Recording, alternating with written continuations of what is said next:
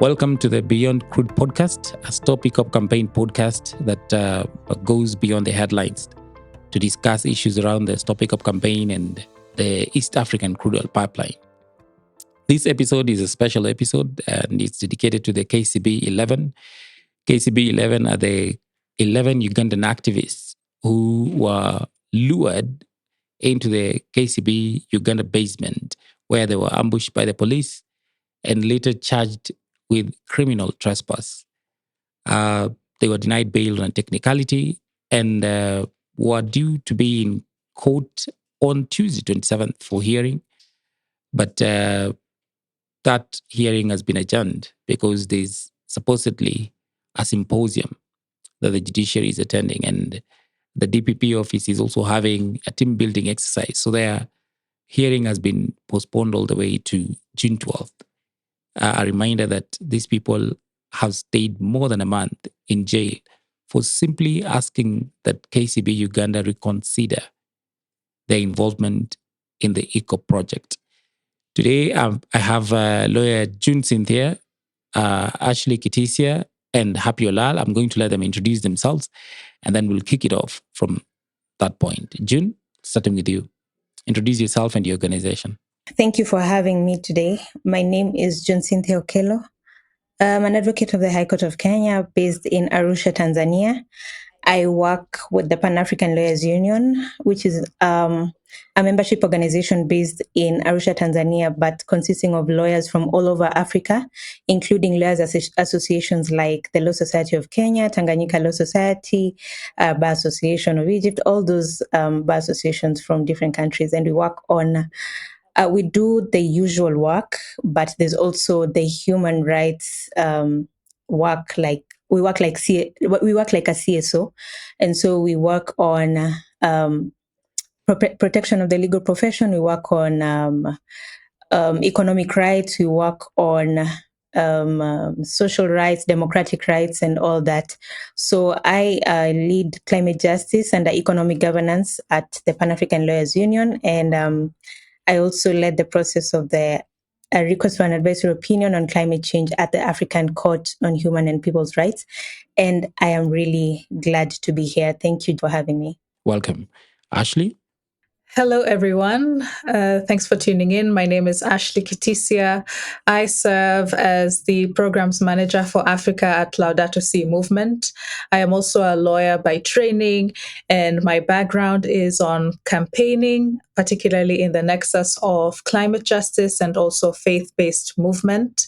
And that is how my organization, Laudato Si Movement, which is a group of volunteers, member organizations, as well as partners who are bringing the encyclical letter of the late Pope Francis to life, and particularly equipping and empowering people of goodwill to take action for our common home. And so the East Africa Crude Oil Pipeline Project has been one of the projects which we have been very wary about because it goes against the principles and the teachings that are outlined in the encyclical Laudato Si. And we have particularly also been focused on really amplifying this cry, the cry of the earth, and protecting also the poor and the vulnerable who are impacted by this project. And beyond that, we also work on eco-spirituality activities. We also have a training where we train grassroots leaders and mobilize them to take action for climate justice. And we also do advocacy with various constituencies and stakeholders, including faith-based and church type of leadership, as well as engaging in various multilateral processes and also any other platforms that we see we could bring more of faith-based leadership and also more conversations about social justice. Thanks so much for having us here. Great. And finally, Happy. Yeah, my name is Happy Olal, the national convener of the Social Justice Centers Working Group, which is a network of social justice centers that advocate for social justice and human rights at the community level. My social justice centers mostly are based in slums and informal settlements that advocates for human rights and social justice issues. So we are trying to introduce grassroots organizations and grassroots organizers as part of this climate justice campaign. So I'm excited to be in this discussion. Thank you. Thank you, Happy. I'm just wondering, and this is to you, June. Is the judiciary being weaponized in a way to undermine freedom and rights? And even as you give me your thoughts on that, I also wanted you to touch on what you think about climate litigation in the continent. So tell me, number one, this is a two-part question. Do you think judiciary is being weaponized against climate defenders and human rights, environmental and land defenders? And do you also think, what are your thoughts on climate litigation overall across the continent? Yeah, when you talk about the judiciary being weaponized, now we're bringing in the question of the independence of the judiciary, right? And now that will be a separate issue, because when it comes to the independence of the judiciary, then that means politics has a role to play, right? So when you have, for example, in Uganda, as lawyers, we follow up on these conversations. We follow up on the judgments issued by these courts. And sometimes you just question what is going on, because it is very clear that the judiciary is not independent, right?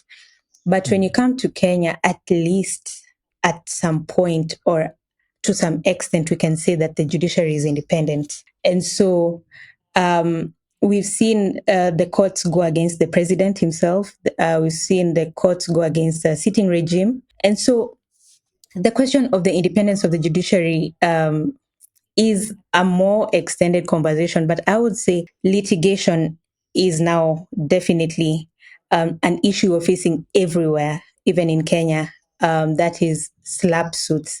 We're seeing a situation where there's a rise in strategic lawsuits against public participations, right? These are lawsuits designed not to win, but to actually intimidate. They drain you, they take your time, they take your energy, they take your resources in just frivolous legal battles that are initiated by big companies, by governments to silence dissent, So slap suits are definitely on the rise. This trend is extremely worrying, I would say, because it can really shut you down, especially if you come from people from the frontline communities, people fighting against EACOP, the indigenous communities, the people, the grassroots level people, those people who are just saying this thing is going to cause environmental harm. It's going to harm us. It's going to harm our water sources. Just saying, airing those concerns, and then you sued for defamation. You sued for many other things, and that can really be draining. You see, so litigation is definitely being used as a way to shut down dissent, right? So when you look at the KCB 11, they've been charged criminally. Usually we see a situation where slap suits are civil suits, right? At the end, you get a judgment, you get a fine, or you get reliefs in terms of civil, you get civil reliefs. But with criminal cases, of course, now we see jail terms.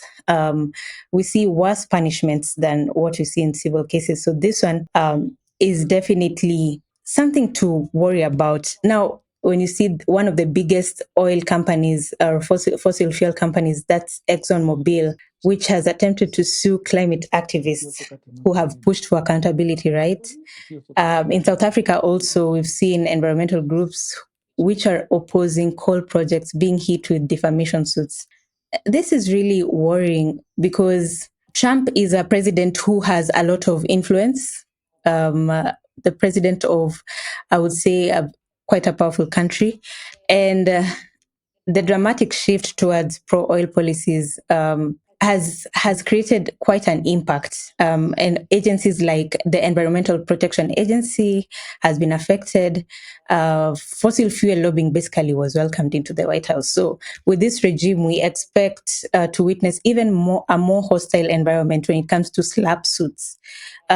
We expect to see litigation being taken more aggressively by those big oil companies against environmental practitioners. So, I mean, we've already seen defunding disguised as DOGE, or what we call the Department of Government Efficiency in the US. So, I mean, we expect to see, if it's not already happening, especially in the US, increased harassment of NGOs through things like the IRS scrutiny, especially those aligned with climate movements. So legal strategies will indeed need to evolve, not be dependent on donor funding, potentially move away from local level litigation to international human rights bodies or even corporate accountability mechanisms, because we've seen instances where companies like Total and Shell have been held accountable due to their corporate practices. So, I mean, lawyers will need to work more closely with communications teams to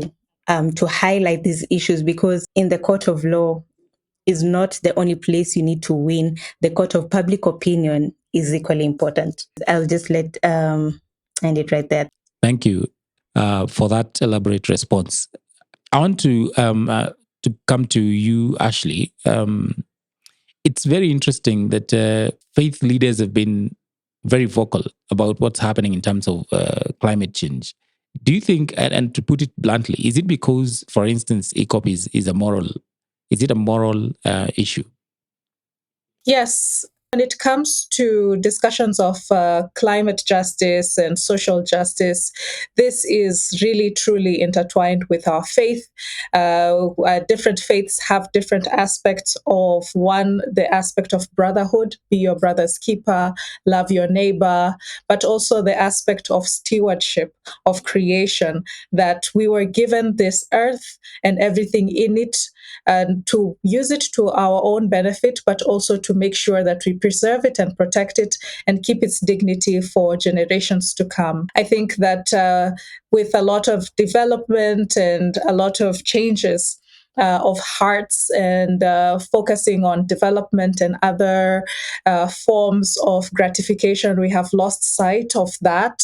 But the faith-based movements are now coming back into the spaces and bringing that moral aspect. So I do think that EACOP, for example, is a moral issue for faith leaders, because it just goes beyond what is happening in terms of development and energy, but rather it is actually a moral emergency, because we're looking at the future that we are creating and whether this future that we're creating aligns with our values.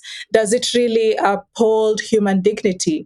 Does it uphold care for creation, for example? And also, is there justice for the most vulnerable? And from a Laudato Si perspective, the East Africa Crude Oil Pipeline is the exact opposite of integral ecology because of the KCB 11, what is happening to them, the communities also that are being displaced, the people who have lost their farmlands, the sacred ecosystems that have been plundered and destroyed, like the Murchison Falls National Park, and the threat also to Lake Victoria Basin, which is a source of livelihood for the whole East African community. Not to mention also the cultural impacts, for example, with the report from Green Faith about graves being having to be exhumed and moved. All of this extraction and export of fossil fuels in the middle of a literal climate crisis. So it is so urgent that we take action.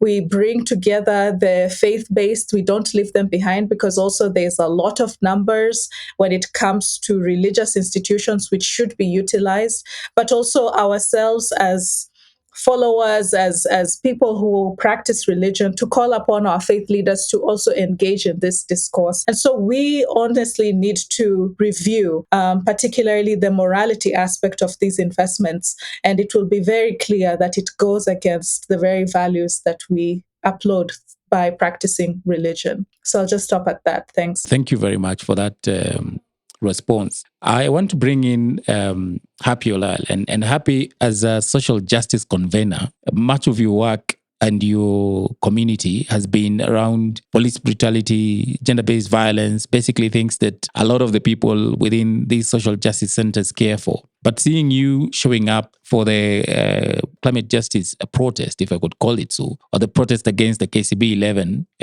was a bit surprising. So could you tell me why? Why were you part of this protest? Why did your community members show up for this protest? I'll say that there's been a bit of a disconnect because most activists who work on civil and political rights issues tend to focus more and forget that climate justice is a social justice issue. If you look at Article 42 of the Kenyan Constitution, it states that every person has the right to a clean and healthy environment, including the right to have the environment protected for present and future generations. That shows you that the issue of climate justice is not only a social justice issue, it is a human rights issue, and it's a constitutional matter, as stated in the Constitution of Kenya. So the reason why we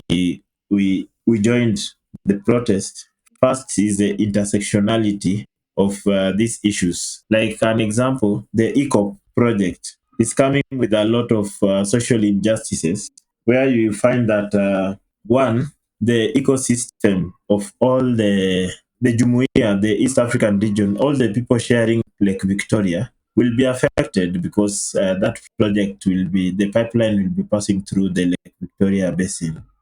Once there's a leakage, the ecosystem around will be affected, and that affects the right to food and the right to livelihood. Two, already we've had cases of displacement of people. That is a human rights issue. We've had cases of land grabbing where people's land has been taken away and they have not been compensated. We have issues of the 11 comrades who were arrested. That is a right to protest. And you can clearly see there's lack of public participation. Another social justice issue, we usually ask anything that comes with development. The big question is development for who? Because if you want any development, if you are in government, either legislature or executive or judiciary, all those powers are donated by the people. So any development that you want to bring in, it must first be people driven. That's why we ask any development that comes, the usually first question is development for who? If that development is affecting over 100,000 people have been displaced already, there's issues of food insecurity that is coming with the project. So it means that social justice is affected in that situation. So as a social justice activist, it's my responsibility to join the protests, to educate the masses, and to make sure that any project that comes to them, they also have a voice. And also the issue of accountability.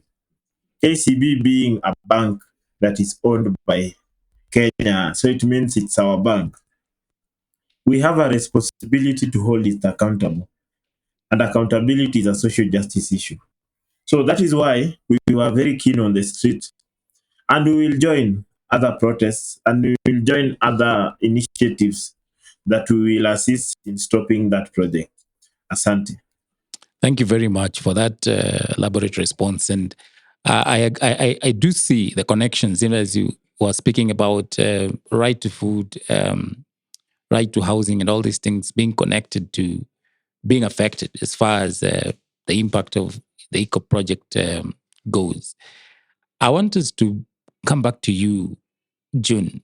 You had already mentioned about Dodge, and although Dodge directly focuses on the US government, it's still a valid point that so many charities that have been funding climate litigation across the continent might feel continuing doing that could put them in a pickle, or they could become targets. And so they're very likely not to continue funding climate litigation, which is heavily donor dependent. And so I was asking, do you think communities need to now think of other strategies outside of litigation, seeing as this is now not a viable option, or what are your thoughts about it? I am a bit biased. I'm a lawyer, so I advocate for lawyering anytime. And we've used litigation. I mean, I've known litigation to be the way to go for quite some time, but it's not the only way to go. So, I mean, I think most of these activities need money, right? They need donors. Most things are not free. Even that fare that you need to go to town to protest, you need it, right? But it is a balancing act. I wouldn't say to leave out litigation completely, but I totally agree that litigation is just one tool in the toolbox. It's expensive, it's slow, and vulnerable to political shifts. But when it catches up, it does a lot of good. Communities could still try investing in alternative approaches, like, for example, direct action. I mean, when you get up and go to the streets and protest, I would call that direct action. When you contact your area MCA, MP, governor, senator, whoever would care to listen, or if it's at a continental level, if you just go and attend the AU summit and just directly influence the policies, or just demand a policy change, or whatever it is that you need, I would call that direct action. And it has worked. Some call it lobbying, however you want to call it, it works. Grassroots mobilization, just like Happy has said. We have a digital access. We have access to social media. We've seen what social media has done for us. The ability that social media has in grassroots mobilization. We saw what happened last year. A generic movement, not tribe motivated, not class motivated, just everyone who cared about the economic status of Kenya got out to the streets and did something about it, right? And we saw a shift. We could also consider community-led monitoring and reporting of environmental harm. We could also create public pressure campaigns that shift corporate behavior, like what is happening with the KCB being part of the funders of the EACOP, right? So this public pressure is very important because most corporates, I would say, really value their social image, or their corporate image, I would say. These actions are much harder to silence with a lawsuit, right? And they can galvanize public support in ways that court cases often can't. So diversifying strategies reduces dependency on donors, especially if those donors fear legal pressure. Some usually pull out when they find that the pressure is getting too much. Recently, the government of Tanzania, I mean, we've seen the actions, the things that happened, the deportation of Kenyans, right? And the government of Tanzania mentioned the Open Society Foundations, which is a very well-known donor, right? And last year, during the Gen Z protests, we witnessed, or we had our own president mentioning Ford Foundation directly. Those kinds of things exposes the donors, right? And sometimes they want to pull out of such activities. So we could strengthen alternative pathways, of course, through grassroots power building. Community organizing has always been the foundation of environmental justice, right? Whether it's the fight at Standing Rock or the anti-fracking movements in the UK, organized resistance, they can halt projects before lawsuits even begin. Also, media and storytelling, that is narrative building and shifting. Narrative building has a lot of power. And I think as a lawyer, we might have been blind to this, but we're slowly realizing that going to court without media does almost nothing. You need to inform the court of public opinion what's going on. Let them see what's going on. Build the narrative. Even if it's grassroots communities, just shift the public narrative in the way that you know. Tell your own stories. For example, we've seen that happening with the Stop EACOP campaign. I would say the Save Lamu case, the people working around that are doing such a good job. Because, if you really don't know anything about that case, you wouldn't even know the name of the company that's trying to set up the coal plant, right? But you would know what is going on about, you would know the kind of harm that this coal plant could cause to the people of Lamu because they have created that narrative. They have talked about it in the media. They have talked about it on social media. They are really sharing the story about what is going on. So they're really doing a good job with the media and storytelling. Finally, I would say what Ashley is doing, religious activism, is doing so well. I would say these days you can attend a conference on, for example, Stop Fossil Fuel, and you find religious leaders at the front line. And I think it's doing much better than we could do, for example, in a court of law or in other ways. So, yeah, that's all I have to say. Thank you. Thank you. Thank you. And now that you've mentioned religion as part of this strategies people could use outside of the courts, I want to bring you in, Ashley.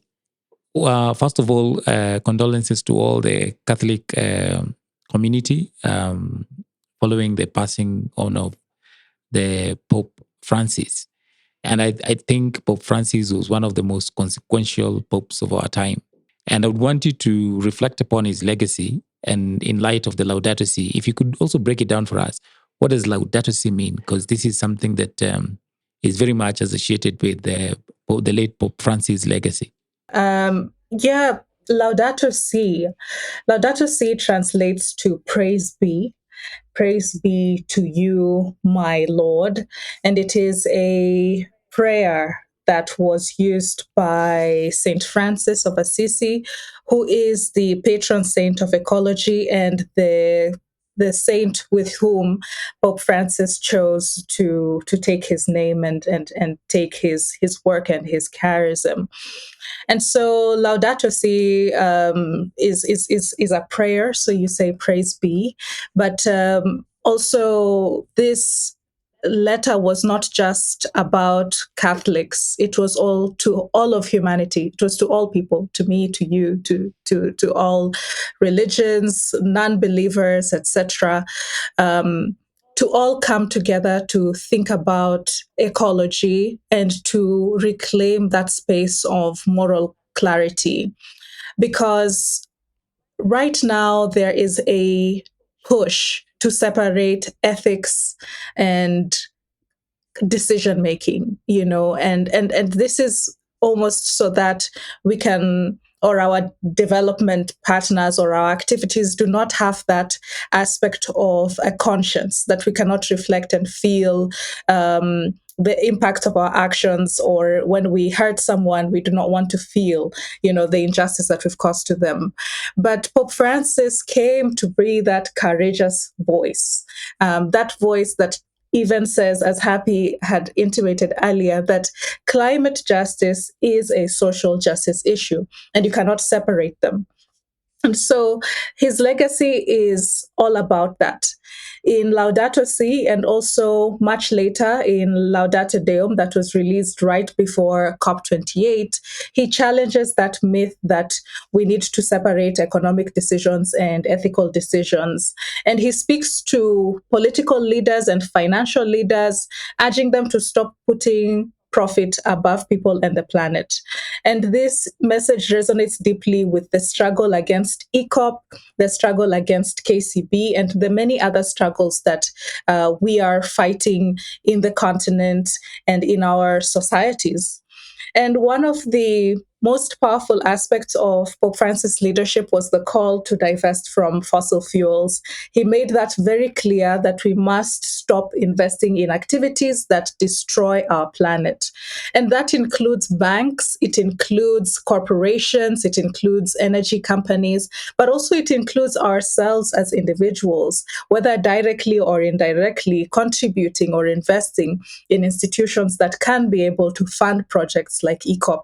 And so this legacy calls us also to move away from prayers. As people of faith, we are very good at praying, but also to be more prophetic, to take more action. And so what we are trying to do in Africa is to take that call seriously and to stand up against fossil fuel financiers, participating also in campaigns, in taking action in public campaigns as well, and demand for accountability, particularly from these institutions that they say or claim that they are there to serve the public good. So when we say no to KCB in terms of funding EACOP, we are not just being activists, but we are being faithful stewards of creation. And this is the gift that Pope Francis left us with.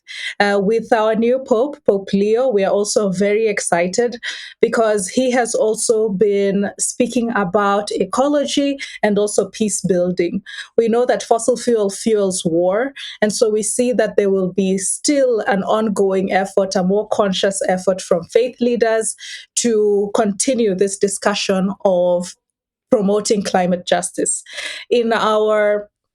With our Muslim brothers, we also have Al Mizan, a Muslim covenant for the earth that came out last year during UNEA 6. It is also just a similar document to Laudato Si that even calls for the promotion of the Fossil Fuel Non-Proliferation Treaty. And so faith leaders have really been speaking about this question. The aspect of stewardship has really been the core foundation of most religions. And so now it's about getting more prophetic and getting more into action.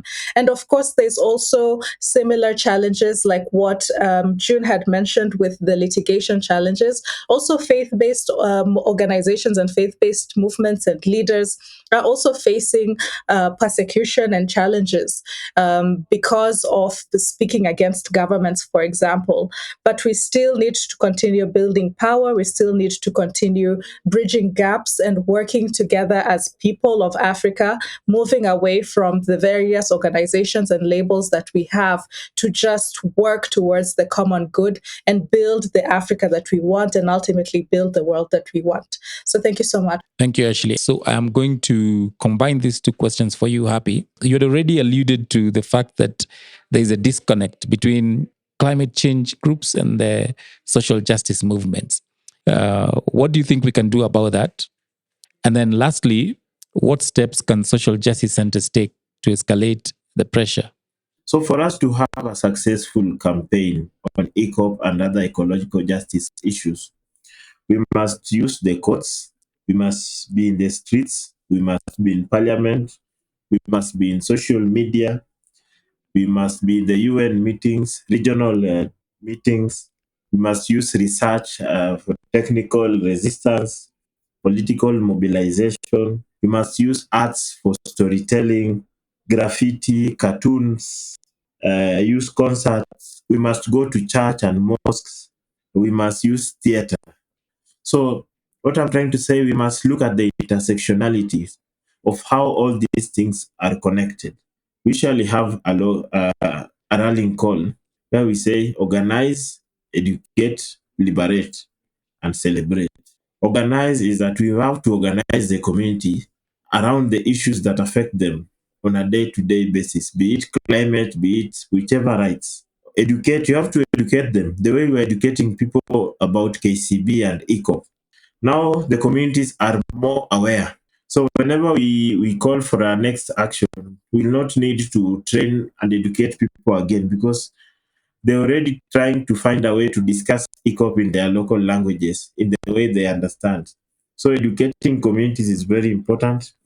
And with that, once you organize and you educate the community can liberate themselves. I will stop there because of time, Asante.